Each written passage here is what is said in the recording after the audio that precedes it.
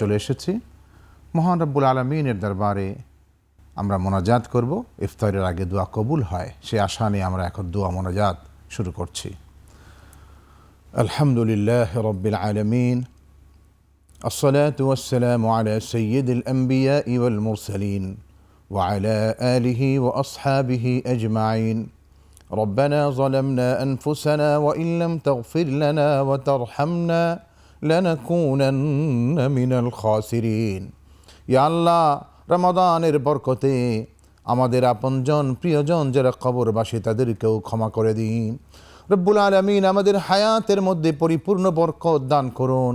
আমাদের কামাই রুজি, আমাদের কাজকর্ম, ব্যবসা বাণিজ্য, আমাদের সব কিছুর মধ্যে আপনার পক্ষ থেকে রহমত এবং বারাকাতের ফয়সালা করুন। রব্বুল আলামিন আমাদের আপনজন আত্মীয় স্বজন পরিবারের সদস্য যারা আছেন সবাইকে সুস্বাস্থ্য নেক হায়াত দান করুন মাওলা। বিশেষ করে আমাদের আওলাদ সন্তান যারা আছে তাদেরকে নেককার, দিনদার, ভালো মানুষ, যোগ্য মানুষ হওয়ার তৌফিক আপনি দান করুন। রব্বুল আলামিন কোরআনের ভাষায় কুররাত আয়ুন, যাদের দেখে আমাদের চোখ জুড়াবে, আমাদের অন্তর জুড়িয়ে যাবে, সেরকমভাবে আমাদের সন্তানদেরকে গড়ে তোলার তৌফিক দিন।